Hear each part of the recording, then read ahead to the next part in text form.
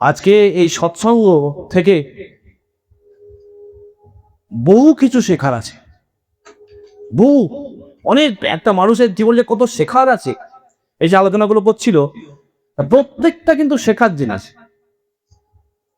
কেউ যদি মনে করে যে আমি শিক্ষক, এই অহংকারী কাউকে শিখতে দেয় না। প্রথমে নত হতে হবে, তবে নেতা হতে হবে। আগে নত হও। তাই কবিরের দোহাই বলছে, সির উপরে ভই পড়ে তাই রাখা তো পাও, কাহা তো কবির এসো হও তো নেতা হও। নিজের মাথা কেটে যদি তার উপরে নিজের পা রাখতে পারো, এতখানি নিরহংকার হতে পারলে তবে তুমি নেতা, তবে দেশের হৃদয়। নিজের মাথাটা কেটে তার উপর পা রাখতে হবে, এতখানি নিরহংকার হতে হবে। তাই এই যে কত কিছু শেখার আছে। আপনারা জানেন সোশ্যাল মিডিয়ায় একটি ঘটনা আছে, সারা পৃথিবীতে চর্চিত, নিন্দিত, ঘৃণিত হচ্ছে।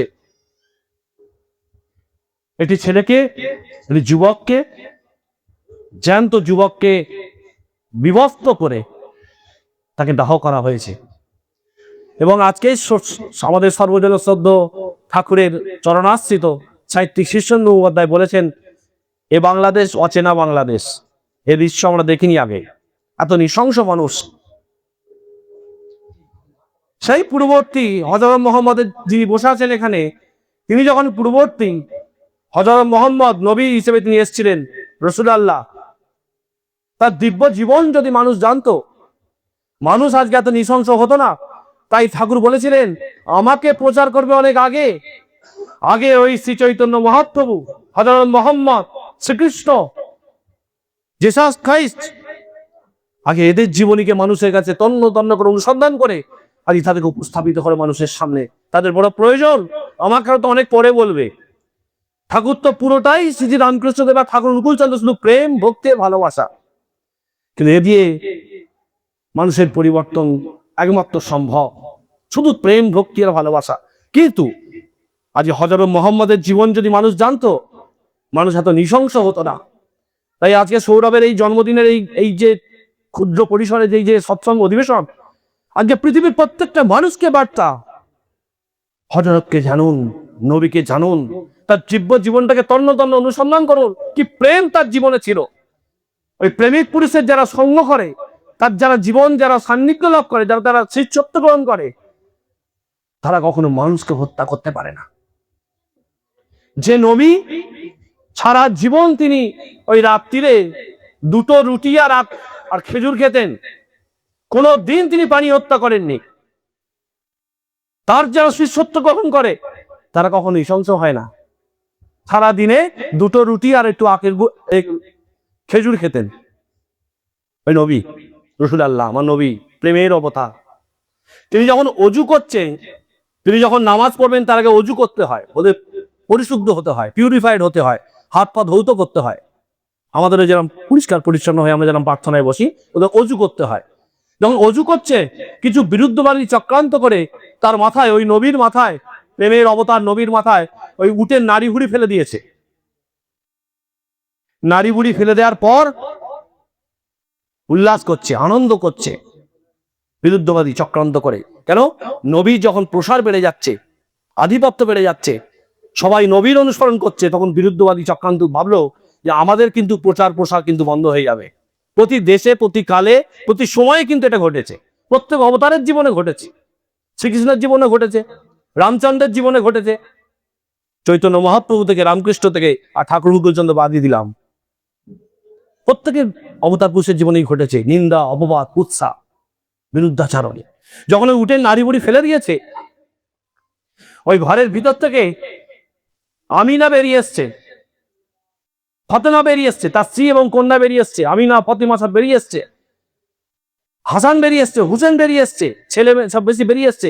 বলছে, আবাজান, যারা তোমাকে এত বিরুদ্ধাচরণ করলো, তুমি অজু করছো, তুমি আল্লাহর নামাজ পড়বে, তুমি এদেরকে অভিশাপ দিয়ে দাও, এরা যেন ধ্বংস হয়ে যায়, এরা যেন সব নিঃশেষ হয়ে যায়।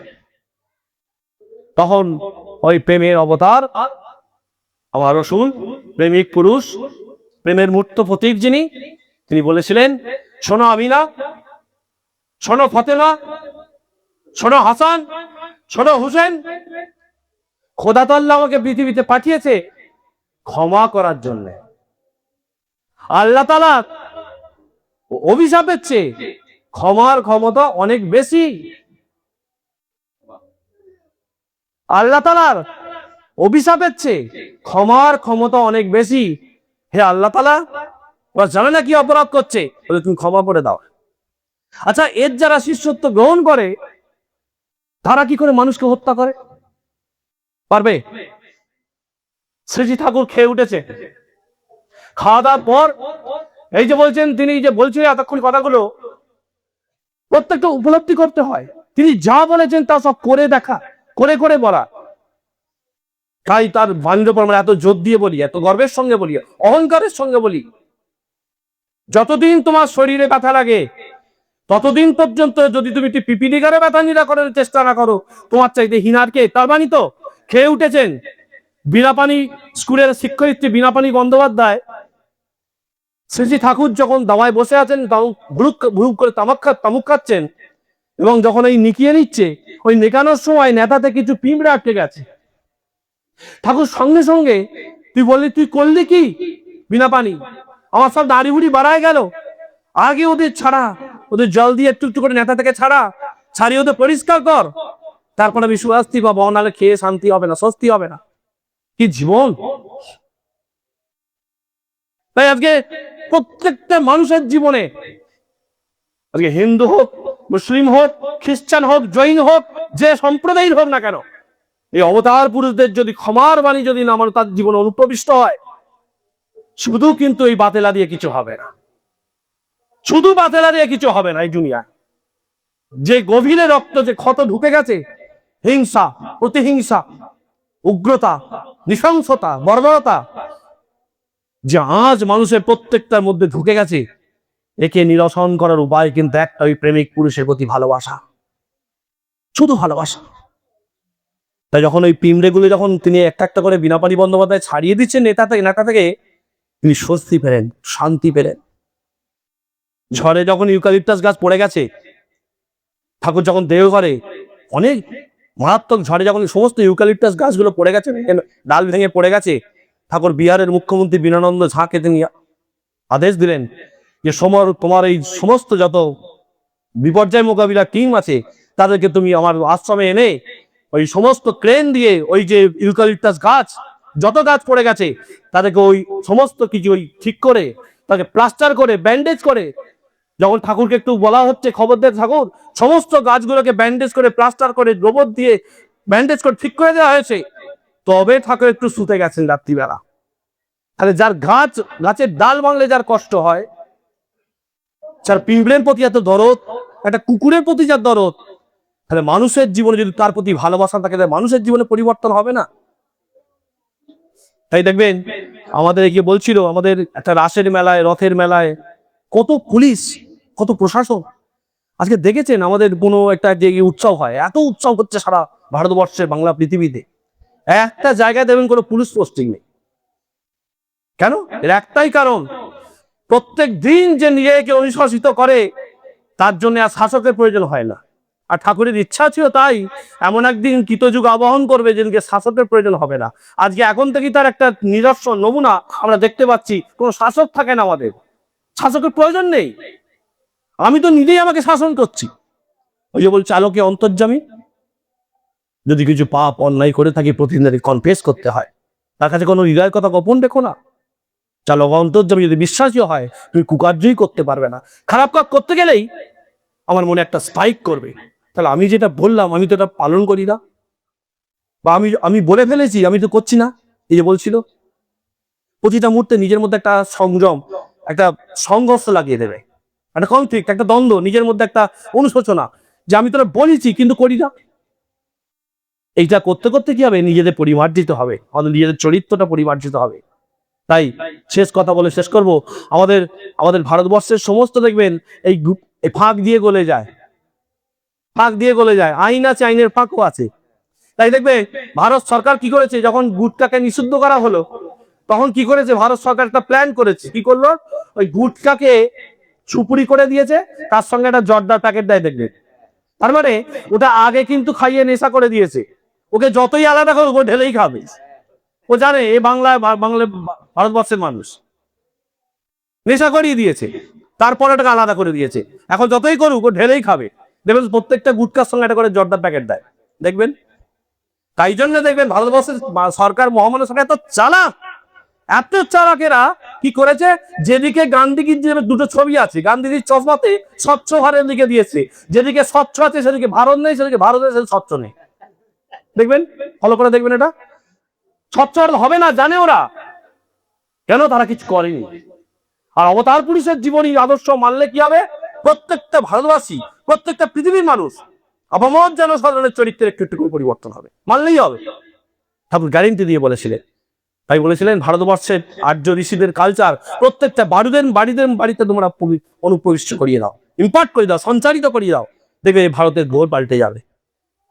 তাই এই সব ফাঁক দিয়ে গলে যাচ্ছে, সব ফাঁক দিয়ে গলে যাচ্ছে। ওই গান্ধীজি যেদিকে দেবে স্বচ্ছ ভারতে স্বচ্ছ আছে, সেদিকে ভারত লেখা নেই, আর যেতে ভারত লেখা আছে সেদিকে স্বচ্ছ নেই। হবে না স্বচ্ছ ভারত। তোমরা চাও সমস্যাটা জিয়ে থাক, সমস্যা থাকলে তোমাদের তো সম্মান। সমস্যা একদম অবলুপ্ত হবে কখন? যখন ওই প্রিয় পরমকে ভালোবাসবে, ওই রামচন্দ্রের প্রতি ভালোবাসা, জেসাস খ্রাইস্টের প্রতি ভালোবাসা, শ্রী চৈতন্য মহাপ্রভুর প্রতি ভালোবাসা এবং শ্রীরামকৃষ্ণের প্রতি ভালোবাসা। একটা দেখবেন মহারাজ কোনদিন দেখবেন রাস্তায় দাঁড়িয়ে কোনো ধূমপান করছে, গুটকা খাচ্ছে, দেখাতে পারবেন একটা মহারাজকে? একটা সুন্দর বস্ত্র পরে ভারত সেবাশ্রম সম্বন্ধে কোন মহারাজকে দেখতে পাবেন দাঁড়িয়ে দাঁড়িয়ে গুটখা খাচ্ছে, সিগারেট খাচ্ছে, মদ্যপান করছে?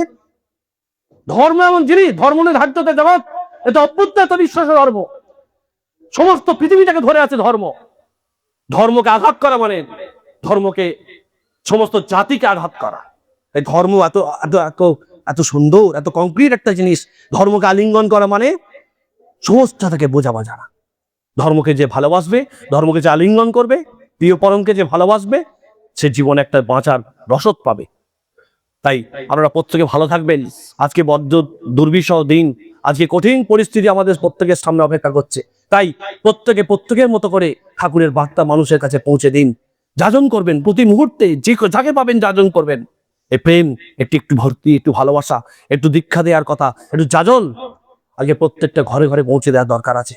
তার দীক্ষা, তার প্রচার, তার প্রসার যত বাড়বে, হিংসা কমে যাবে, হানাহানি কমে যাবে, প্রতিহিংসা কমে যাবে, অনেক কমে যাবে আস্তে আস্তে। শুধু তাকে ভালোবাসা। সবাই ভালো থাকবেন। আমার সৌরভ, তার পরিবার, এই পরিবেশ, আপনারা যারা উপস্থিত আছে আজকের এই সৎসঙ্গ অধিবেশনে, সবাই ভালো থাকবেন এবং প্রিয় পরমের কথাকে আমরা সকলে মাথায় বহন করে নিয়ে কাঁধে কাঁধ মিলিয়ে তার প্রচার করব। জয় গুরু, বন্দে পুরুষোত্তম।